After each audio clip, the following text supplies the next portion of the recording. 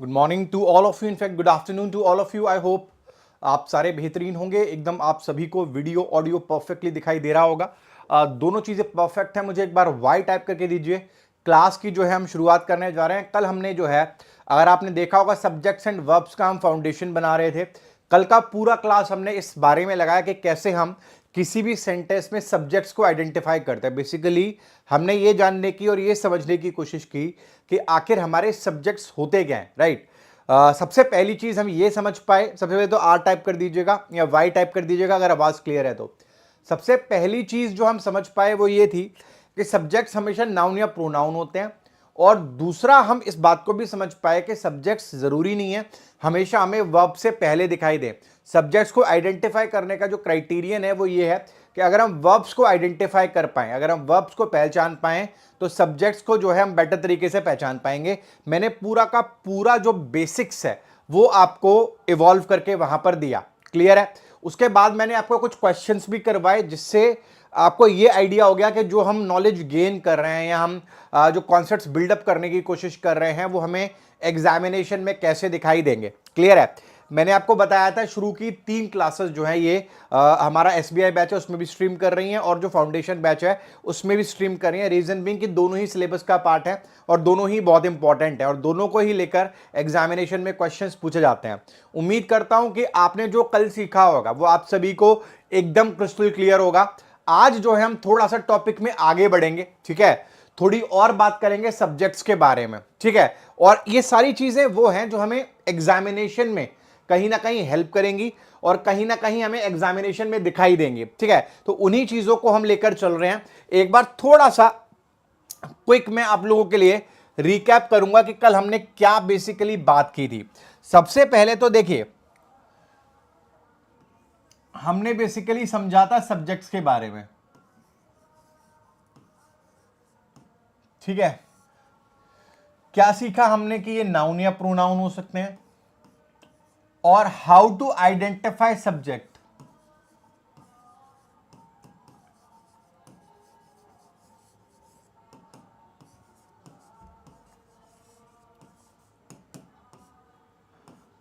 क्या था, हम अगर वर्ब को पिक कर पाएंगे तो हम ये देख सकते हैं कि आखिर वो वर्ब जो है वो किसके लिए यूज हो रही है, किसके लिए यूज हो रही है। अब देखो, कल हमने कुछ क्वेश्चंस किए थे। अब उसी डायरेक्शन में हम आज के थोड़े क्वेश्चंस आगे बढ़ाएंगे जो उस पर्टिकुलर फील्ड से पूछे जाते हैं। जैसे मैंने कहा, एक सेंटेंस लिखा, मैंने कहा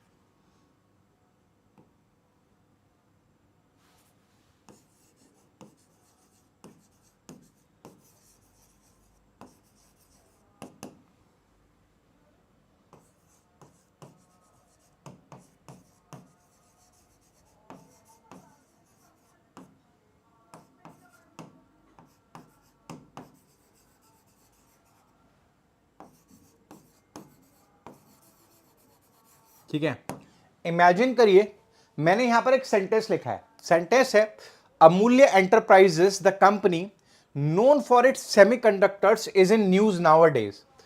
अब देखो, यहां पर हमें दो प्रॉब्लम्स हो सकती हैं, दो हम चैलेंजेस महसूस कर सकते हैं। देखो, पहला चैलेंज क्या है, पहला चैलेंज क्या है कि अगर हम गौर से देखेंगे तो आप सब जानते हैं कि जो हमारा वर्ब है, जैसे ये इज जो है वर्ब लगा हुआ है, this is a verb over here. तो ये जो वर्ब हमारा है, अब इसका जो सब्जेक्ट है वो क्या हो सकता है। अब यहां पर सब्जेक्ट के अगर आप नॉमिनेशंस देखेंगे तो आपको दो नॉमिनेशंस दिखाई देंगे। पहला नॉमिनेशन है कि जो सब्जेक्ट हो सकता है वो हमारा अमूल्य एंटरप्राइजेज हो सकता है, हाँ या ना। पहला नॉमिनेशन हमारा सब्जेक्ट का ये रहा, दूसरा नॉमिनेशन हमारा सब्जेक्ट का क्या है, ये द कंपनी है, दूसरा नॉमिनेशन हमारा सब्जेक्ट का ये रहा। क्लियर है? बहुत सारे बच्चों को डाउट हो रहा कि नोन जो है ये वर्ब है, ये नोन वर्ब नहीं है। आपको पता होगा कि नोन ये होता है थर्ड फॉर्म होता है, और थर्ड फॉर्म जो है वो वर्ब तब तक नहीं होता जब तक उससे पहले हैज, हैव, हैड वगैरह ना लगे हों। यहां पर मैं आपको आगे सिखाऊंगा, ये पार्टिसिपल है, एडजेक्टिव है। इस सेंटेंस का जो वर्ब है वो ये इज है। क्या है? ये इज है। तो आपके मन में एक सवाल आएगा कि अगर मैं इस द कंपनी को सब्जेक्ट मानता हूं, तो मुझे पता है द कंपनी सिंगुलर लिखा हुआ है, राइट? तो यहां पर ये इज जेन्युइन लगता है। लेकिन अगर मैं अमूल्य एंटरप्राइजेस मानता हूं, तो ये कंपनी के विभिन्न पार्ट्स की बारे में बात हो रही है जो मिलकर एक कंपनी बना रहे हैं। तो अगर मैं अमूल्य एंटरप्राइजेस को सब्जेक्ट मानता हूं, तो देयर इज अ चांस कि यहां पर प्लूरल जो है वो आपका क्या आना चाहिए, आपका वर्ब आना चाहिए, या ना इसकी जगह आर आना चाहिए। सवाल है कि मैं सब्जेक्ट किसको मांगूं? तो याद रखना, अगर आप गौर से देखेंगे तो ये जो अमूल्य एंटरप्राइजेस लिखा हुआ है ना, ये द कंपनी है ना, इसी का इलेबोरेशन है। यानी हमें बताया जा रहा है ये कई छोटे छोटे पार्ट्स रहे होंगे, उनको मिलकर एक कंपनी बनी। यानी जो द कंपनी लिखा है ना, इस अमूल्य एंटरप्राइजेस का डिस्क्रिप्शन है। इसको जो ग्रामर की भाषा है, इसको हम ग्रामर की भाषा में कहते हैं क्वालिफायर। क्या कहते हैं बेटा? क्वालिफायर। ये जो हिस्सा लिखा है ये सब्जेक्ट नहीं है, इसको हम क्या बोलेंगे? क्वालिफायर बोलेंगे। क्वालिफायर का मतलब क्या हो गया? जो आपका सब्जेक्ट है उसको लेकर दिया हुआ एक्स्ट्रा डिस्क्रिप्शन, उसको लेकर दिया हुआ एक्स्ट्रा डिस्क्रिप्शन, वो हमें क्या कहलाता है? वो हमें क्वालिफायर कहलाता है। तो इसका मतलब ये जो वर्ड लिखा है, इसका इस वर्ब में कोई योगदान नहीं है, क्योंकि वर्ब में योगदान किसका होता है? सब्जेक्ट का होता है। यानी इस सेंटेंस में जो सब्जेक्ट है आपका वो क्या है? अमूल्य एंटरप्राइजेस है। अगर अमूल्य एंटरप्राइजेस सब्जेक्ट हो तो यहां पर हमें क्या यूज करना चाहिए? आर यूज करना चाहिए। क्या यूज करना चाहिए? आर यूज करना चाहिए। अब आपको मैं एक सिंपल सा तरीका बता दूं, इनफैक्ट पिछले साल ही ये सवाल भी पूछा गया था। आपको कुछ नहीं करना, जब भी आगे क्वालिफायर लिखा होता है तो हमेशा जो आपका सब्जेक्ट होता है ना, उसके बाद कॉमा लगाया जाता है और फिर उसका डिस्क्रिप्शन दिया जाता है। जैसे यहां पर अमूल्य एंटरप्राइजेस लिखा है, इसके बाद कॉमा लगाया हुआ है, फिर इसका डिस्क्रिप्शन जो है वो दिया हुआ है। तो यहां पर वील कंसिडर दिस अमूल्य एंटरप्राइजेस एज द सब्जेक्ट। इसी का एक आसान वर्जन में आपको लिख देता हूं। जैसे मैंने कहा, I the employee of this company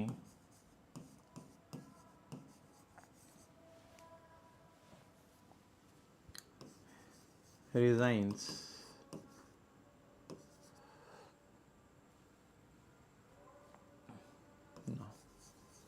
ठीक है। फॉर एग्जाम्पल मैंने ये सिंपल, थोड़ा सिंपल सेंटेंस आपके सामने लिखा है, I the employee of this company resigns now. अब आपको क्या समझना है? आपके दिमाग में पहली ये बात क्लियर होनी चाहिए कि यहां पर जो मैं लिख रहा हूं ना, the employee of this company, ये इस आय का डिस्क्रिप्शन है। यानी ये जो लिखा हुआ है ना बेटा, ये क्वालिफायर है। This is a qualifier, this is a qualifier. ये आय जो है वो क्या है? आपका क्वालिफायर है। तो यहां पर, सॉरी, ये जो the employee of this company लिखा है ये क्या है? आपका क्वालिफायर है। इसका मतलब क्या है? इसका मतलब है कि जो आय है वो आपका सब्जेक्ट है, और अगर आय आपका सब्जेक्ट है तो इसका मतलब क्या है कि यहां पर रिजाइंस नहीं आना चाहिए, क्योंकि वर्ब है। जब हम आई यूज करते हैं तो आगे एस लगाते नहीं है। यहां पर क्या आना चाहिए? I the employee of this company resign now. बात समझ में आ रही है? ये एरर्स कठिन नहीं है, लेकिन जब एग्जामिनेशन में आते हैं तो जब हम जल्दी जल्दी में पढ़ते हैं, हमें पता तो होता नहीं है कि कहां से पूछा जा रहा है क्वेश्चन, लेकिन जब हम इसको जल्दी जल्दी से पढ़ते हैं तो कहीं ना कहीं देयर इज अ चांस कि हमारे दिमाग से स्लिप हो जाता है कि अरे यार वो एरर हो सकता है, क्योंकि मीनिंग हमें सही दे रहा होता है। उसी तरह से एक क्वेश्चन और देख लेते हैं, थोड़ा सा बेटर क्लैरिटी और मिल जाएगा आपको। सपोज करिए मैंने कहा, वी द ऑर्गेनाइजेशन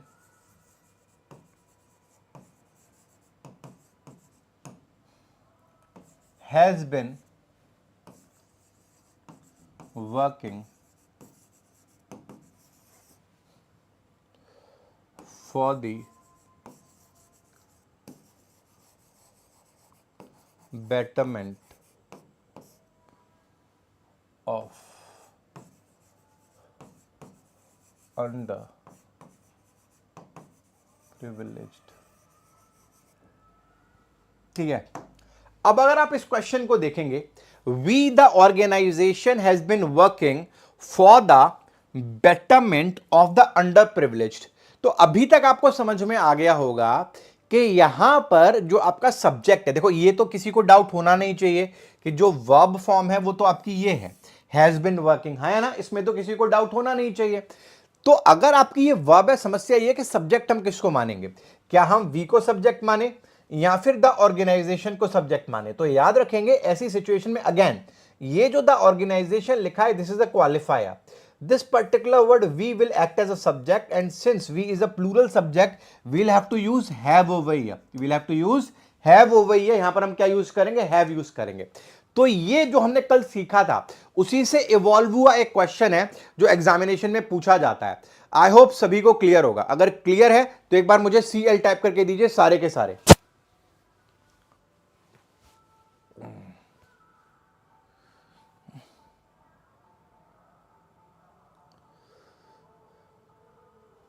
चलिए बहुत बढ़िया। अब देखिए अगर आपको ये क्लियर हो गया है तो हम नेक्स्ट पार्ट में बढ़ते हैं, गौर से सुनिएगा और समझिएगा। जैसे आपने सुना होगा या देखा होगा कि जैसे मान लीजिए मैंने एक सेंटेंस, एक मैंने वर्ड लिखा, वर्ड है स्विमिंग,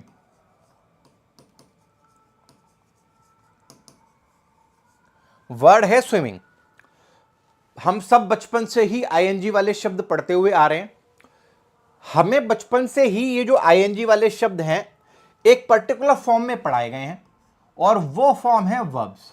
जब भी जनरली हम कहीं भी ये आईएनजी वाला फॉर्म देखते हैं तो हम ये मान लेते हैं कि ये वर्ब्स होंगे, लेकिन आज मैं आपको ये बता रहा हूं कि जो आईएनजी वाली फॉर्म्स है ये सिर्फ वर्ब्स नहीं होती, इनके दो काम और होते हैं। एक काम होता है इनका पार्टिसिपल बनना। पार्टिसिपल को अगर मैं शुद्ध सिंपल इंग्लिश में बोलूंगा तो उसको हम एडजेक्टिव कह सकते हैं। क्या कह सकते हैं बेटा, एडजेक्टिव कह सकते हैं। और वहीं दूसरी ओर ये काम करते हैं जीरेंड का।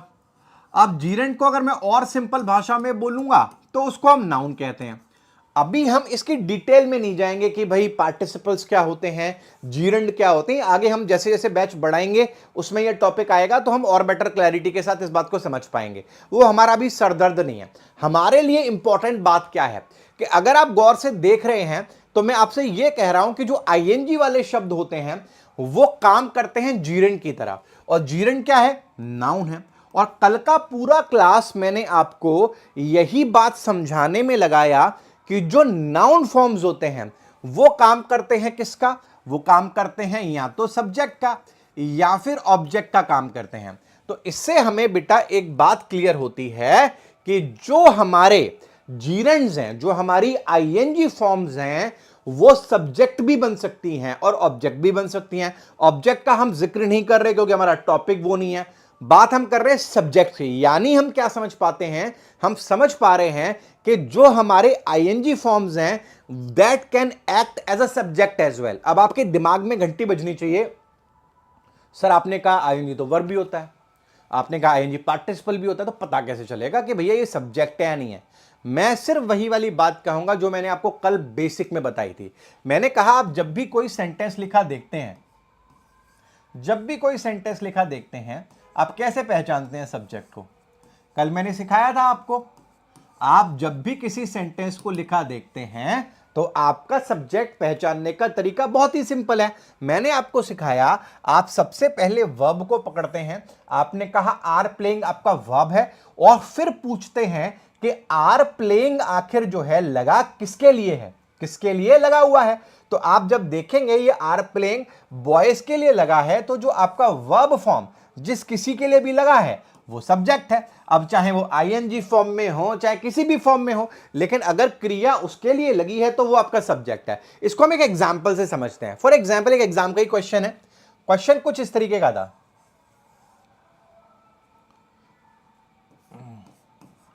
किलिंग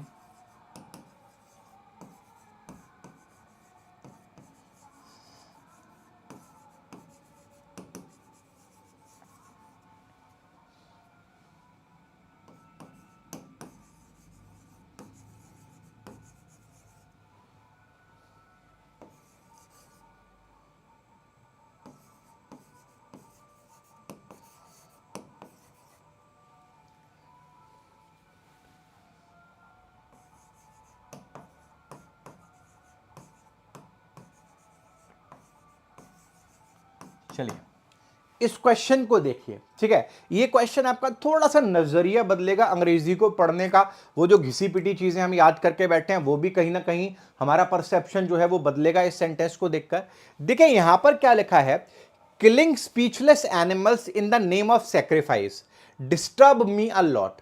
अब देखो इसका हिंदी में बताऊं तो क्या है, इसका हिंदी है बेजुबान जानवरों को मारना सैक्रिफाइस के नाम पर, सैक्रिफाइस मतलब बलि के नाम पर, मुझे बहुत डिस्टर्ब करता है। अब देखो इसमें किसी को भी कोई टेंशन नहीं होना चाहिए ये समझने में कि डिस्टर्ब जो है यहां पर वर्ब फॉर्म है। क्या है? वर्ब फॉर्म है। और हम जानते हैं कि इसके सब्जेक्ट के दावेदार बहुत सारे हैं, सारे नाउन जो होंगे वो सब्जेक्ट के दावेदार होंगे। अभी अभी मैंने आपको बताया किलिंग जीरंड होता है तो ये भी सब्जेक्ट का दावेदार हो सकता है। हम जानते हैं एनिमल्स नाउन है, ये भी सब्जेक्ट का दावेदार हो सकता है। दा जो है नाउन से पहले लगता है तो ये भी सब्जेक्ट का दावेदार हो सकता है। सैक्रिफाइस बलि का नाम है तो ये भी सब्जेक्ट का दावेदार हो सकता है। तो यहां पर 4 नॉमिनेशंस हैं हमारे सब्जेक्ट के लिए। लेकिन अगर हम अपनी लाइफ को सिंपल रखें तो आंसर हमारे सामने है। मैं सिर्फ इतना पूछूं कि आखिर मुझे क्या डिस्टर्ब करता है, ये डिस्टर्ब जो क्रिया है ये किसके लिए यूज हो रही है, मुझे क्या डिस्टर्ब करता है। क्या मुझे एनिमल्स डिस्टर्ब करते हैं? नहीं। क्या मुझे उनका नाम डिस्टर्ब करता है? नहीं। क्या मुझे बलि डिस्टर्ब करती है? नहीं। मुझे डिस्टर्ब करता है उनका मारा जाना, उनका मारा जाना डिस्टर्ब करता है, उनकी किलिंग डिस्टर्ब करती है। हाँ या ना? अगर मैं पूछूं कि मुझे डिस्टर्ब क्या करता है, मुझे ये नहीं करता, ये नहीं, मुझे डिस्टर्ब करता है। मुझे दिक्कत किस बात से है? दिक्कत है मुझे उनके मारे जाने से। और अगर मारे जाने से दिक्कत है तो इसका मतलब है ये जो डिस्टर्ब वर्ड है ये ना इसके लिए लगा है, ना इसके लिए लगा है, ना इसके लिए लगा है। ये जो डिस्टर्ब हमारा शब्द है ये किलिंग शब्द के लिए लगा हुआ है, किलिंग वर्ड के लिए लगा हुआ है। और किलिंग एक जीरेंड है और जीरेंड हमेशा सिंगुलर नाउन होता है। कैसा नाउन होता है? सिंगुलर नाउन होता है। और अगर ये सिंगुलर नाउन है बेटा तो हमें यह समझना चाहिए कि जो वर्ब की फॉर्म है वो बिना एस के आ नहीं पाएगी। यहां पर हमें लिखना पड़ेगा disturbs me a lot, disturbs me a lot. Killing speechless animals in the name of sacrifice disturbs me a lot. बात समझ में आई?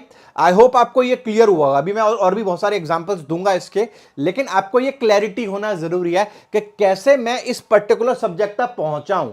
मैंने कोई रट्टा नहीं मारा, मैंने कोई रूल याद नहीं किया हुआ, मैंने अपने बेसिक कॉन्सेप्ट्स बढ़िया किए हुए हैं। मेरे बेसिक कॉन्सेप्ट्स जब तक बढ़िया हैं तब तक मैं आगे बढ़ता रहूंगा और बेटर तरीके से जो है आंसर देता रहूंगा। आई होप आपको क्लियर होगा। ठीक है, अब देखो इसको और इलेबोरेशन के लिए मैं 2 सेंटेंसेस लिख रहा हूं, आपको ये बेहतर तरीके से और मदद करेंगे समझाने में जो मैं आपको क्लियर करने की कोशिश कर रहा हूं। जैसे सपोज करिए मैंने एक सेंटेंस लिखा,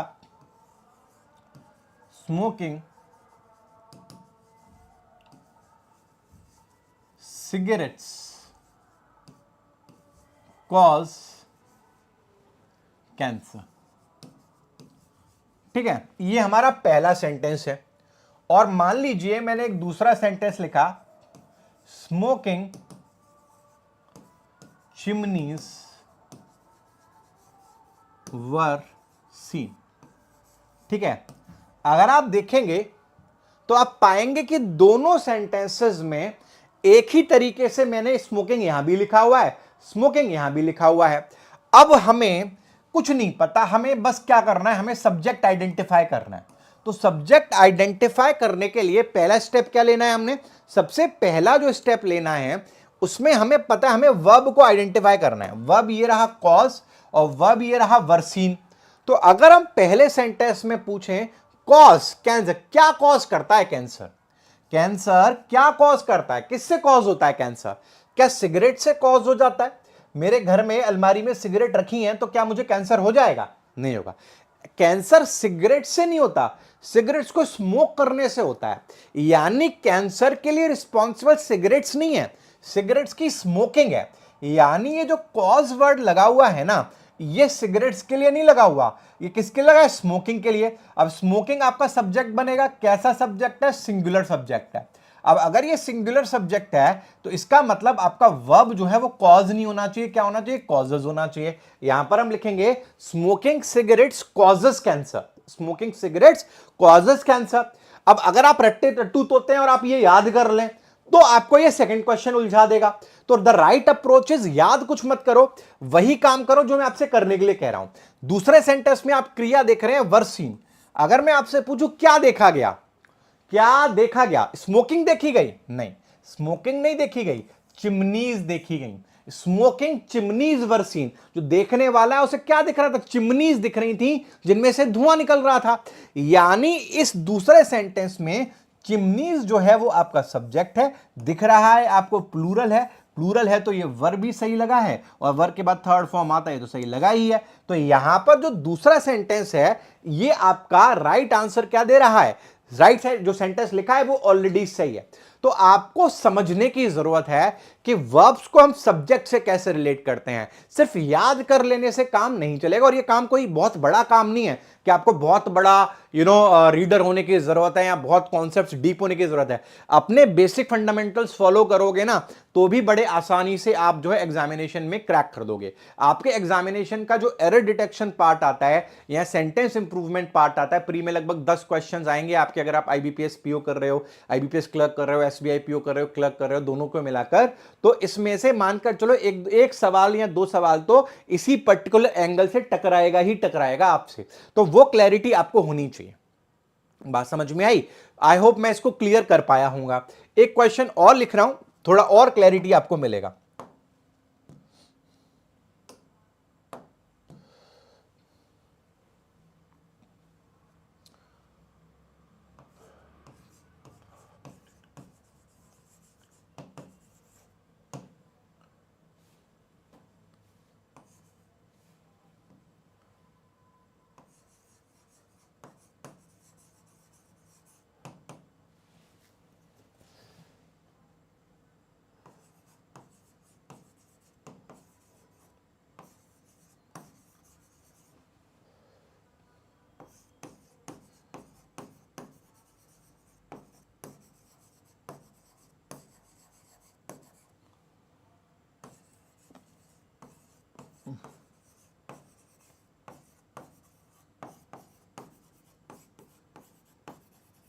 चलिए दूसरा सेंटेंस आप देखिए जरा गौर से, और मैं चाहूंगा पहले आप खुद रिस्क लें इस पर और खुद जो है अपना दिमाग लगाएं।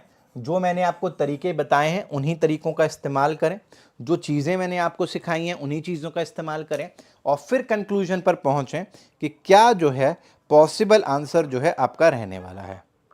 सभी का काम उस जासूस को।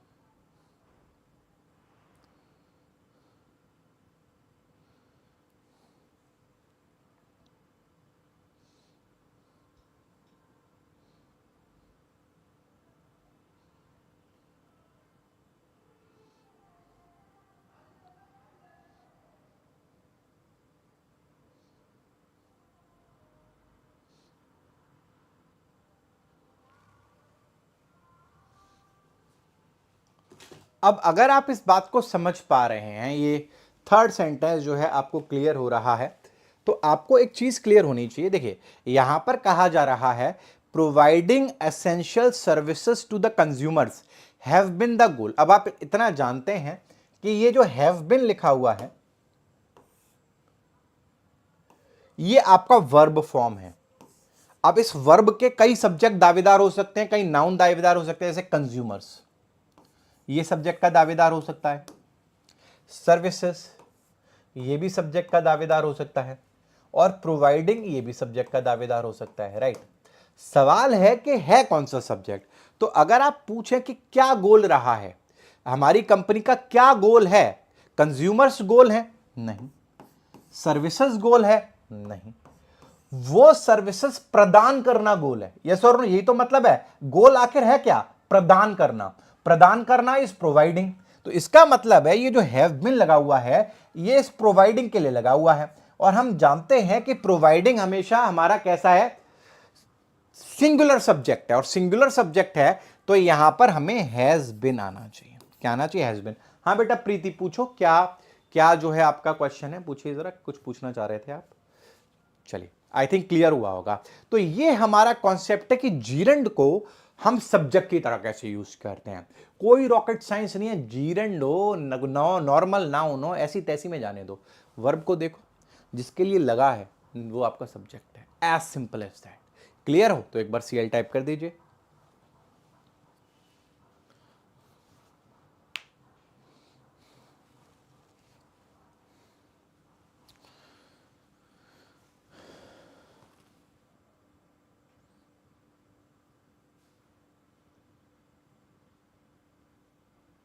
फाउंडेशन क्लास के साथ डिस्क्रिप्टिव बैच शो नहीं हो रहा, मेरे ख्याल से तो होना चाहिए। नहीं हो रहा तो मैं एक बार चेक कर लेता हूँ। डिस्क्रिप्टिव बैच तो शो होना चाहिए, मेरे ख्याल से तो हो रहा होगा। नहीं हो रहा तो मैं एक बार टेक टीम से बात कर लेता हूँ, आज शो होने लग जाए। ठीक है बेटा, चलो आगे बढ़े। चलिए अब देखो ये कॉन्सेप्ट है, इस कॉन्सेप्ट के बाद एक कॉन्सेप्ट और है जिससे लास्ट ईयर सवाल पूछा गया। उस कॉन्सेप्ट को पकड़ते हैं, देखते हैं कि आखिर वहां पर क्या है हमारे पास समझने के लिए। मैंने एक सेंटेंस लिखा,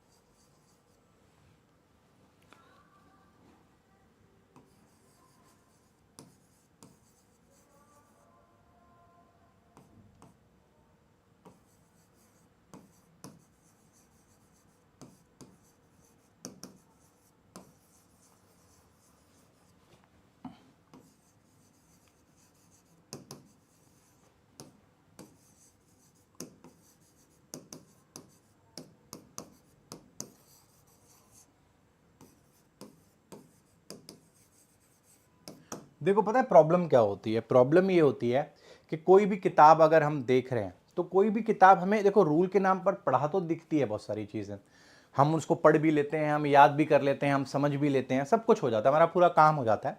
लेकिन फिर भी जब एग्जामिनेशन में क्वेश्चन आता है तो हम उस क्वेश्चन पर उस नॉलेज को अप्लाई नहीं कर पाते। जैसे ये जो क्वेश्चन है ना, इसके पीछे जो कॉन्सेप्ट है, अगर आपने अपनी लाइफ में एक बार भी ग्रामर का कोर्स पूरा किया है तो आपने इस कॉन्सेप्ट को जरूर पढ़ा होगा, जरूर जाना होगा। लेकिन फिर भी जब इसको अप्लाई करने की बात आएगी तो आप में से बहुत सारे बच्चे जो है यहां अटक जाएंगे। पहले मैं चाहूंगा आप एक बार खुद पढ़ें इसको और कोशिश करें आंसर दें।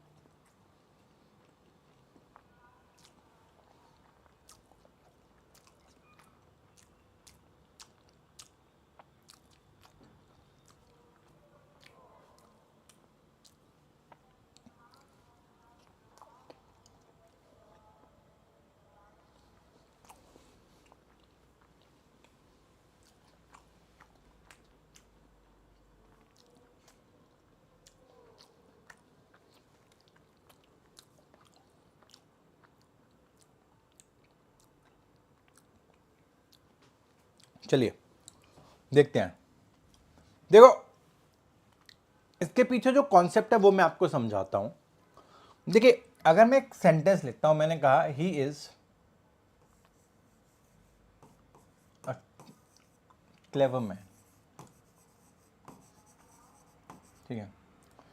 अब आप जानते हो कि मैन यहां पर क्या है, नाउन फॉर्म है, और अगर मैन नाउन फॉर्म है तो क्लेवर आपका क्या हो गया, एडजेक्टिव हो गया। जो नाउन के बारे में बताते हैं वो क्या होते हैं, एडजेक्टिव होते हैं। आपको एक कॉन्सेप्ट पता होना चाहिए कि जब भी, जैसे मान लीजिए मैंने यहां क्लेवर लिख दिया, मान लीजिए मैंने यहां रिच लिख दिया, मैंने मान लीजिए यहां सैड लिख दिया, तो आप जानते हैं कि ये सारे के सारे क्या हैं, एडजेक्टिव्स हैं। क्या है ये, एडजेक्टिव्स हैं।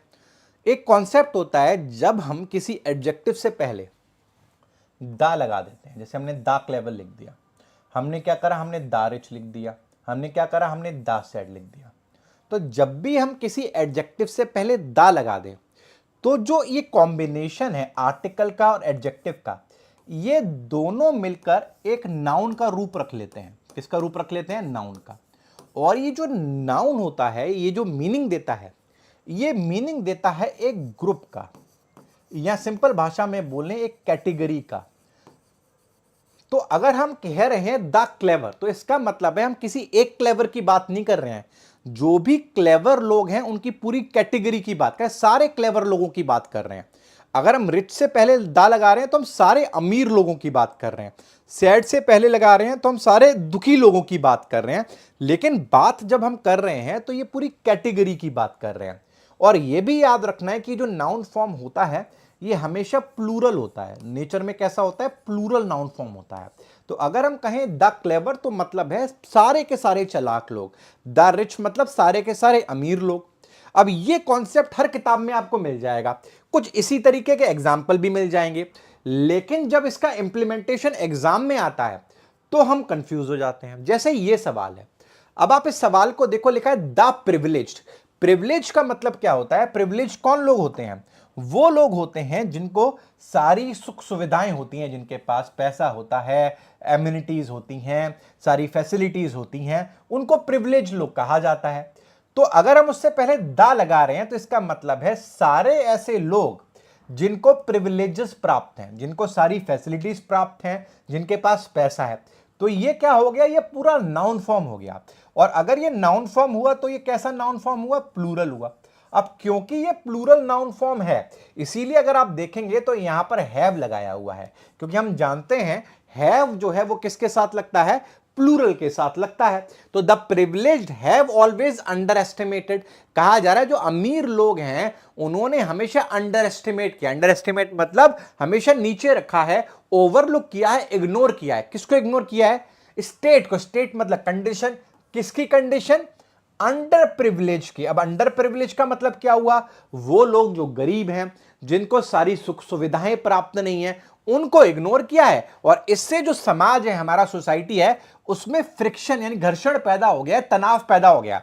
सब कुछ सुनने में सही लग रहा है, बस एक बेसिक प्रॉब्लम है। प्रॉब्लम यह है कि जब आप प्रिविलेज को कम्युनिटी बना रहे हो, कैटेगरी बना रहे हो, तो आप इससे पहले दा लगा रहे हो क्योंकि आप सबकी बात कर रहे हो। लेकिन जब आप यहां पर अंडर प्रिविलेज लिख रहे हो तो आप यहां पर दा क्यों नहीं लगा रहे? बात तो आप यहां पर भी सारे उन लोगों की कर रहे हो जो गरीब हैं या जिनके पास सारी सुविधाएं नहीं है। तो जब आप वहां द प्रिविलेज लिख रहे हो और आपका इशारा यहां पर सबको लेकर है, तो यहां पर भी आपको द अंडर प्रिविलेज लिखना चाहिए। क्या लिखना चाहिए? द अंडर प्रिविलेज जो है वो लिखना चाहिए, तभी जो है आपका सेंटेंस क्या होगा? सही होगा। बात समझ में आई या नहीं आई? अगर क्लैरिटी आई है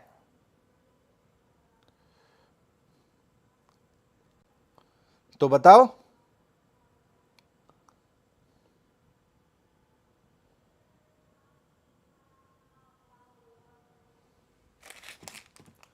ठीक है, तो आपको इस तरीके से जो है इसको देखना है। एक बहुत ही कॉमन क्वेश्चन है, आपको हर मॉक में मिल जाएगा। क्वेश्चन कुछ इसी तरीके का था। देखिए क्वेश्चन था, Braille is used by blind all over the world. ये सवाल था। ब्रेल आपको पता है, वो जो लोग देख नहीं सकते हैं वो पढ़ने के लिए सहारा लेते हैं। ठीक है, तो यहां पर कहा जा रहा है कि ब्रेल जो है उसका इस्तेमाल किया जाता है वो लोग जो दृष्टिहीन होते हैं पूरी दुनिया भर में। सही है। अब आप जानते हैं कि ब्लाइंड क्या है? क्वालिटी है। ब्लाइंड मैन हो गया, ब्लाइंड वुमेन हो गया, तो ब्लाइंड क्या एडजेक्टिव है। तो यहां पर आप जानते हैं कि यहां पर ये जो ब्रेल का इस्तेमाल है कोई एक ब्लाइंड मैन द्वारा नहीं किया जाता, पूरी कम्युनिटी द्वारा किया जाता है। तो या तो आप यहां पर क्या लिखो? यहां पर तो आप इसको पूरा एडजेक्टिव बनाओ और लिखो Braille is used by blind people. Blind people मतलब सारे ही दृष्टिहीन लोगों की बात हो रही है, सही हो जाएगा। और अगर आप यहां इसको एडजेक्टिव नहीं बनाना चाहते और बाद में नाउन नहीं लगाना चाहते तो आप इसी को नाउन बना दो और यहां पर आप लिख दो द ब्लाइंड, और लिखिए Braille is use by the blind all over the world, तो भी ये सेंटेंस जो है आपका क्या हो जाएगा, सही हो जाएगा। तो ये कैटेगरी भी आपको आपका जो सब्जेक्ट वर्ब अग्रीमेंट है या जो सब्जेक्ट और वर्ब्स का बेसिक नॉलेज है वहां पर आपको समझने में हेल्प करेगा। ठीक है, ये क्वेश्चंस कंसिस्टेंटली आपको देखने के लिए जो है वो मिल जाएंगे। क्लियर है? चलिए, आई होप क्लियर हुआ होगा। एक बार CL जो है मुझे टाइप करके दीजिए। मेरी कोशिश है कि मैं most probably from next Monday जो है एडिटोरियल भी आपका स्टार्ट कर दूंगा और सुपर मॉक भी आपका स्टार्ट कर दूंगा। तो सारी क्लासेस, सारा फ्लो हम हो सकता है नेक्स्ट वीक से बना पाए बढ़िया तरीके से। क्लियर है? नीतू का एक क्वेश्चन है, नीतू का क्वेश्चन है कि सर हमें सारे वर्ड्स तो पता होंगे नहीं, हमें सारे वर्ड्स तो पता होंगे नहीं कि एडजेक्टिव हैं, तो फिर हम कैसे करेंगे? तो नीतू इसका एक सिंपल सा सवाल, इसका सिंपल सा जवाब है, आप हिंदी बोलते हैं, आपको हिंदी के सारे वर्ड्स पता हैं, लेकिन अगर मैं आपसे कहूं कि आपको लगातार 10 मिनट तक बोलना है, मेरे से बात करनी है, अपने दोस्त से बात करनी है, तो आप क्या ये सोचते हो कि मुझे तो यार सारे हिंदी के एडजेक्टिव्स नहीं पता, मुझे सारे हिंदी के नाउन्स नहीं पता? नहीं सोचते आप। क्यों? क्योंकि आपको पहचान है, आपको पता है कहाँ एडजेक्टिव लगाना है तो आप लगा देते हैं, आपको पता है कहाँ संज्ञा लगानी है वहाँ आप लगा देते हैं। इंग्लिश में भी ऐसा होता है। याद हमने कुछ नहीं करना, याद आप कर भी नहीं पाएंगे। 10 लाख शब्द हैं ऑक्सफोर्ड डिक्शनरी में, कहाँ तक याद करेंगे? आपको क्या करना है, आपको पहचान बनानी है। आपने कोई शब्द देखा, ठीक है, आपने मान लीजिए कोई शब्द देखा सॉफ्ट, अब हो सकता है आपने सॉफ्ट नहीं पढ़ा हो, आपको नहीं पता कि क्या है, लेकिन जैसे ही आप सॉफ्ट शब्द सुनते हैं तो आपको पता चलता है कि ये सॉफ्ट किसी चीज़ की क्वालिटी बता रहा होगा। क्वालिटी बता रहा है तो एडजेक्टिव है। आप कहीं पर सुनते हैं, मान लीजिए जैकेट, ये जैकेट पहने हुए मैं, जैकेट, अब आपको नहीं पता कि ये नाउन है प्रोनाउन है, लेकिन आपको पता है जैकेट किसी चीज़ का नाम है। नाम क्या होता है? नाउन होता है। तो ये सारी चीज़ें धीरे धीरे आती हैं। अप फ्रंट अगर आप एक्सपेक्ट करोगे कि सब आ जाएगा, नहीं, आपको अपनी लैंग्वेज की जर्नी बढ़िया रखनी है। जैसे जैसे जर्नी बढ़ेगी अपने आप जो है वो क्लैरिटी, दिमाग की बत्ती जलना शुरू हो जाएगी। एक सिंपल एडवाइस उन बच्चों को जो शुरुआत कर रहे हैं, अपने से बहुत ज्यादा एक्सपेक्टेशन मत रखो कि शुरुआत में बहुत कुछ हो जाएगा। आपकी सिर्फ एक रिस्पॉन्सिबिलिटी होनी चाहिए, जो क्लास में करवाया जा रहा है उसको रिलीजियसली करने की, उसमें कमी नहीं आनी चाहिए। धीरे धीरे जब सिलेबस आगे बढ़ता है तो आप खुद महसूस करोगे कि आपके कॉन्सेप्ट जो है वो क्लियर होते जा रहे हैं। अभी हम क्या कर रहे हैं, अभी हम जैसे मान लो पहला चैप्टर पढ़ रहे हैं, लेकिन सेंटेंस तो हम पूरा लिख रहे हैं, और सेंटेंस में नाउन भी है, एडजेक्टिव भी है, टेंस भी है, वर्ब भी है, सब भी है। अब आपने ये सब पढ़ा नहीं है तो ऑब्वियस सी बात है कहीं ना कहीं नॉलेज में कमी है। जैसे जैसे आप बढ़ते जाओगे वैसे वैसे चीज़ें क्लैरिटी के साथ आती जाएंगी। ठीक है, चलिए आगे बढ़ते हैं। ठीक है, अब ज़रा गौर से देखिए मैं क्या सिखाने की आपको कोशिश कर रहा हूँ।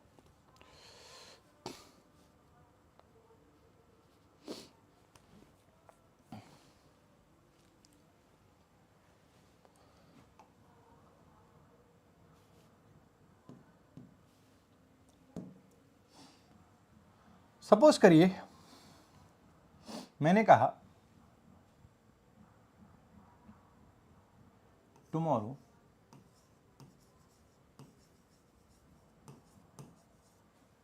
Is a public holiday.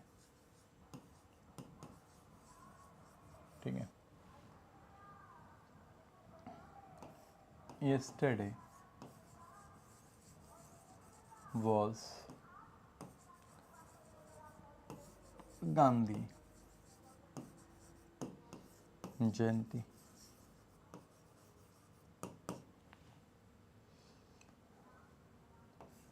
Now is 3। ठीक है, यहां पर मैंने आपके सामने 3 जो है सेंटेंसेस लिखे हैं। इनमें से बहुत सारे सेंटेंसेस आपने अपनी लाइफ में भी सुने होंगे। ठीक है, आपने टुमारो शब्द कई बार सुना होगा, बहुत यस्टरडे शब्द बहुत बार सुना होगा, नाउ शब्द सुना होगा, शायद ये सेंटेंस भी आपने कभी स्कूल में आपकी डायरी में लिखा गया होगा या नोटिस बोर्ड पे लिखा गया होगा, ये भी लिखा गया होगा, ऐसा हो सकता है। अब आपको देखो क्या समझना है, बहुत ध्यान से सुनना मैं क्या कह रहा हूं। मैंने 3 सेंटेंस लिखे, आई विल रेस्ट, यहां लिखा टुमारो, यहां लिखा नाउ। और यहां मैंने लिखा आई रेस्टेड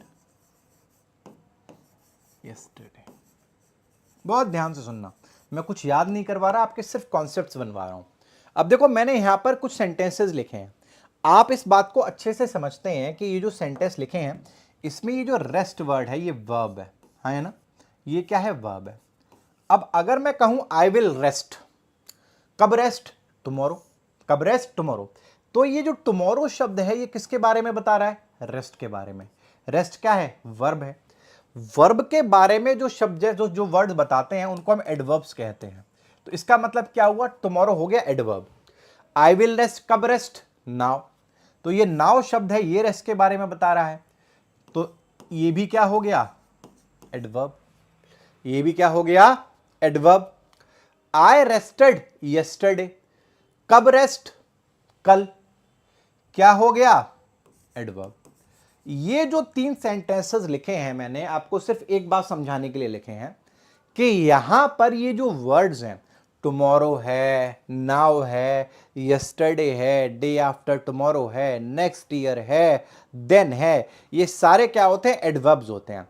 यानी हमें एक चीज पता चलती है कि ये जो टुमारो लिखा हुआ है, ये जो यस्टरडे लिखा हुआ है, ये जो नाउ लिखा हुआ है, ये क्या है, एडवर्ब्स हैं। अब आप देख रहे हैं बाद में इज लगा है, वॉज लगा है, इज लगा है। मैं आपसे सिर्फ ये पूछना चाहता हूं कि क्या ये जो शब्द हैं टुमारो, यस्टरडे और नाउ, क्या ये सब्जेक्ट हो सकते हैं, सोचिएगा जरा, क्या ये सब्जेक्ट हो सकते हैं। आंसर है नहीं हो सकते। क्यों नहीं हो सकते, क्योंकि सब्जेक्ट बनने की क्षमता किसमें होती है, नाउन में या प्रोनाउन में। यानी ये ना तो नाउन है ना प्रोनाउन है, और अगर ये नाउन और प्रोनाउन नहीं है तो ये सब्जेक्ट भी नहीं है, ये इसके कभी सब्जेक्ट नहीं बन सकते, वर्स के कभी, इसलिए ये तीनों ही सेंटेंसेस क्या हैं, गलत हैं। आपको सुनना पड़ेगा और समझना पड़ेगा कि आप कभी भी tomorrow, yesterday, now, day after tomorrow, then इनका इस्तेमाल सब्जेक्ट की तरह नहीं कर सकते। अगर आपको कोई भी सेंटेंस क्रिएट करना है जहां आपको कल के बारे में बताना है, तो उसके लिए आप हमेशा एक सब्जेक्ट का यूज करेंगे, उसको ग्रामर की भाषा में कहा जाता है इनविजिबल सब्जेक्ट। क्या कहा जाता है, इनविजिबल सब्जेक्ट कहा जाता है, और वो सब्जेक्ट होता है इट। कैसे लिखेंगे आप सेंटेंस, आप लिखेंगे it is a public holiday tomorrow. क्या लिखेंगे, it is a public holiday tomorrow. यहां लिखेंगे it was Gandhi Jayanti yesterday. क्या लिखेंगे, it was Gandhi Jayanti yesterday. यहां लिखेंगे इट इज 3 PM। बात समझ में आई। तो यहां पर आप इस सेंटेंस को जब भी आपको समय के बारे में बताना है, कल परसों, कल जो हुआ था, अभी क्या हो रहा है, कभी भी इन शब्दों से स्टार्ट मत करिए। Always use it as the subject. It pronoun होता है, प्रोनाउन में क्षमता होती है सब्जेक्ट बनने की। तो आप इस तरीके से सेंटेंस को लिखेंगे, इस तरीके से सेंटेंस को लिखेंगे, और आपका सेंटेंस जो है वो क्या हो जाएगा, सही हो जाएगा। आई होप मैं आपको ये क्रिस्टल क्लियर कर पाया हूँगा। तो आपके एग्जामिनेशंस में जो सब्जेक्ट से जुड़े हुए सवाल आते हैं, उनमें ये सवाल जो है बहुत बहुत चलन में आपको देखने के लिए मिलेंगे, और बार बार पूछे जाएंगे, जो मैंने आपको कल और आज करवाया है। ठीक है, इसके अलावा एक कॉन्सेप्ट और सब्जेक्ट का पूछा जाएगा, उसके लिए हमें प्रेपोजिशंस को थोड़ा समझने की जरूरत पड़ेगी, जो कि हम कल के क्लास में करेंगे। थोड़ा सा हम वर्ब्स के बारे में भी जानेंगे। तो ये आपने क्या करना है, रिवाइज करना है। जैसे ही मैं कल की क्लास लगाऊंगा उसके बाद मैं आपको फर्स्ट असाइनमेंट दूंगा, सब्जेक्ट वर्ब अग्रीमेंट का पहला असाइनमेंट दूंगा। और याद रखिए, जो बैच है, चाहे आप SBI टारगेट बैच में हो, चाहे आप किसी भी फाउंडेशन बैच में हो, मैंने जो भी आपको असाइनमेंट मिलेगा, उस असाइनमेंट को सॉल्व करने के लिए आपको 1 दिन का टाइम मिलेगा, और उस 1 दिन के बाद उसी असाइनमेंट का डाउट सेशन जो है वो मैम करवाएंगी शाम को। ठीक है, तो आपने क्या करना है, जब आपको कोई असाइनमेंट मिलता है तो उस असाइनमेंट को 24 आवर्स में पूरा कर लेना है, और 24 आवर्स बाद जब उस असाइनमेंट का डाउट सेशन लगे तो एक तो जो असाइनमेंट्स में क्वेश्चंस दिए हुए हैं आप उन क्वेश्चंस को पूछ सकते हैं। इसके अलावा उसी टॉपिक से जुड़े हुए कोई और क्वेश्चंस भी हैं जो कॉन्सेप्ट्स क्लास में करवाए गए हैं, वो भी आप पूछ सकते हैं। इससे क्या होगा, जो कॉन्सेप्ट्स आप पढ़ते जा रहे हैं उसकी क्वेश्चन की क्लैरिटी भी आपको मिलती जाएगी। जो मैं आपकी शीट बनाऊंगा वो भी अलग अलग पैटर्न पर बनाऊंगा, ऐसा नहीं है कि सारे के सारे एरर डिटेक्शन पर ही बन जाएंगे। अलग अलग पैटर्न के आपके क्वेश्चंस आपको देखने के लिए मिलेंगे और आप उन्हें सॉल्व करेंगे। आपका एक टॉपिक होता जाएगा, आप आगे बढ़ते जाएंगे।